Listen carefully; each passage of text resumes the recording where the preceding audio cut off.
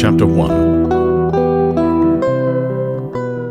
I am, by birth, a Genovese, and my family is one of the most distinguished of that republic. My ancestors have been for many years councillors and syndics, and my father had filled several public situations with honour and reputation. He was respected by all who knew him for his integrity and indefatigable attention to public business. He passed his younger days perpetually occupied by the affairs of his country. A variety of circumstances had prevented his marrying early, nor was it until the decline of his life that he became a husband and the father of a family. As the circumstances of his marriage illustrate his character, I cannot refrain from relating them. One of his most intimate friends was a merchant who, from a flourishing state, fell, through numerous mischances, into poverty. This man, whose name was Beaufort, was of a proud and unbending disposition, and could not bear to live in poverty and oblivion in the same country where he had formerly been distinguished for his rank and magnificence. Having paid his debts, therefore, in the most honourable manner, he retreated with his daughter to the town of Lucerne, where he lived unknown and in wretchedness. My father loved Beaufort with the truest friendship, and was deeply grieved by his retreat in these unfortunate circumstances. He bitterly deplored the false pride which led his friend to a conduct so little worthy of the affection that united them. He lost no time in endeavouring to seek him out, with the hope of persuading him to begin the world again through his credit and assistance. Beaufort had taken effectual measures to conceal himself, and it was 10 months before my father discovered his abode. Overjoyed at this discovery, he hastened to the house, which was situated in a mean street near the Rus. But when he entered, misery and despair alone welcomed him. Beaufort had saved but a very small sum of money from the wreck of his fortunes, but it was sufficient to provide him with sustenance for some months, and in the meantime he hoped to procure some respectable employment in a merchant's house. The interval was, consequently, spent in inaction.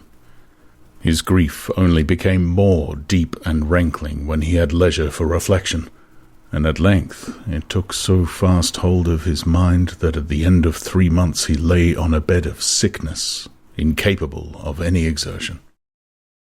His daughter attended him with the greatest tenderness, but she saw with despair that their little fund was rapidly decreasing, and that there was no other prospect of support. But Caroline Beaufort possessed a mind of an uncommon mould, and her courage rose to support her in her adversity. She procured plain work. She plaited straw, and by various means contrived to earn a pittance scarcely sufficient to support life. Several months passed in this manner. Her father grew worse. Her time was more entirely occupied in attending him. Her means of subsistence decreased, and in the 10th month her father died in her arms, leaving her an orphan and a beggar.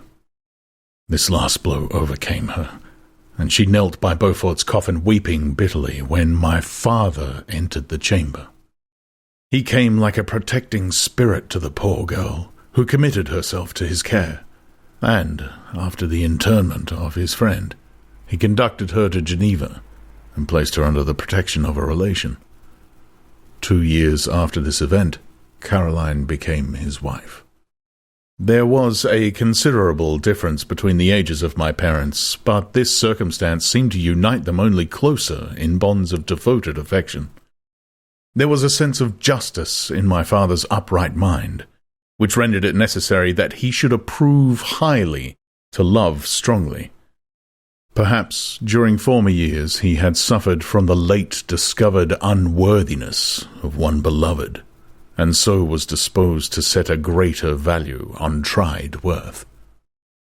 There was a show of gratitude and worship in his attachment to my mother, differing wholly from the doting fondness of age, for it was inspired by reverence for her virtues, and a desire to be the means of, in some degree, recompensing her for the sorrows she had endured, but which gave inexpressible grace to his behaviour to her.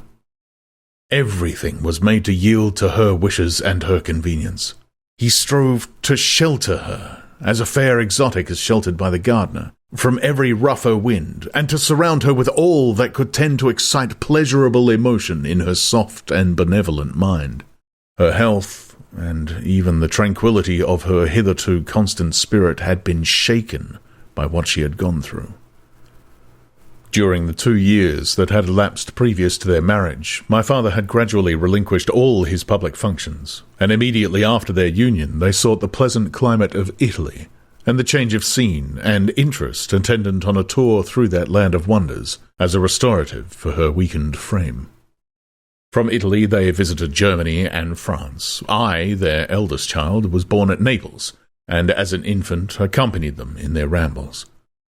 I remained for several years their only child. Much as they were attached to each other, they seemed to draw inexhaustible stores of affection from a very mine of love to bestow them upon me.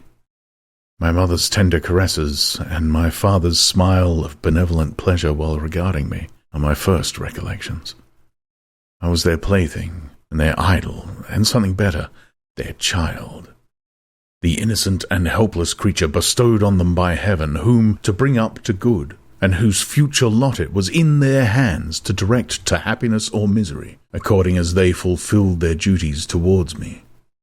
With this deep consciousness of what they owed towards the being to which they had given life, added to the active spirit of tenderness that animated both, it may be imagined that while during every hour of my infant life I received a lesson of patience, of charity, and of self-control, I was so guided by a silken cord that all seemed but one train of enjoyment to me. For a long time I was their only care. My mother had much desired to have a daughter, but I continued their single offspring. When I was about 5 years old, while making an excursion beyond the frontiers of Italy, they passed a week on the shores of the Lake of Como. Their benevolent disposition often made them enter the cottages of the poor. This, to my mother, was more than a duty. It was a necessity, a passion, remembering what she had suffered, and how she had been relieved, for her to act in her turn the guardian angel to the afflicted. During one of their walks, a poor cot in the foldings of a vale attracted their notice as being singularly disconsolate, while the number of half-clothed children gathering about it spoke of penury in its worst shape. One day, when my father had gone by himself to Milan, my mother, accompanied by me, visited this abode. She found a peasant and his wife, hard-working, bent down by care and labor, distributing a scanty meal to 5 hungry babes. Among these there was one which attracted my mother far above all the rest. She appeared of a different stock.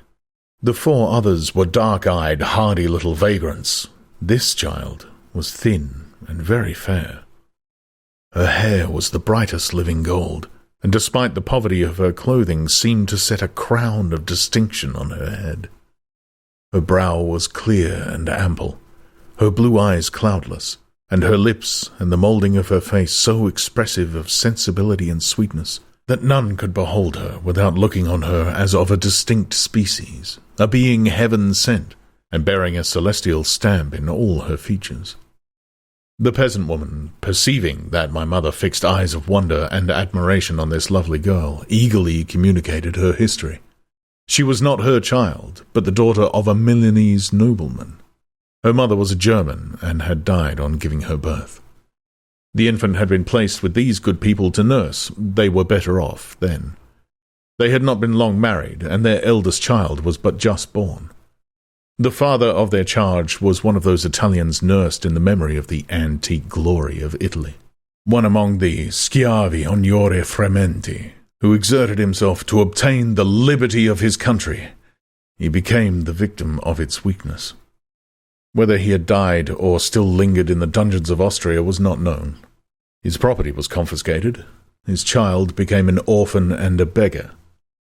She continued with her foster parents and bloomed in their rude abode, fairer than a garden rose among dark-leaved brambles.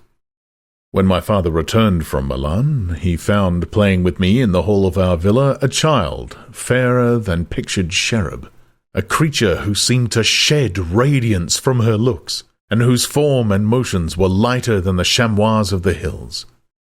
The apparition was soon explained.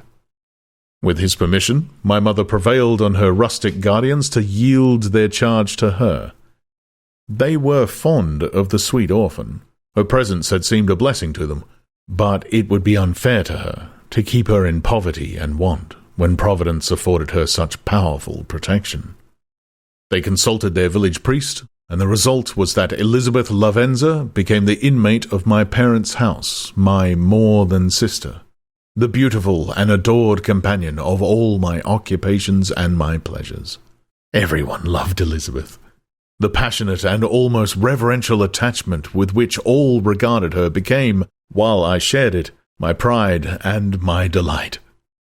On the evening previous to her being brought to my home, my mother had said playfully, "I have a pretty present for my Victor. Tomorrow he shall have it." And when, on the morrow, she presented Elizabeth to me as her promised gift, I, with childish seriousness, interpreted her words literally, and looked upon Elizabeth as mine to protect, love, and cherish. All praises bestowed upon her I received as made to a possession of my own. We called each other familiarly by the name of cousin. No word, no expression could body forth the kind of relation in which she stood to me, my more-than-sister, since, till death, she was to be mine only.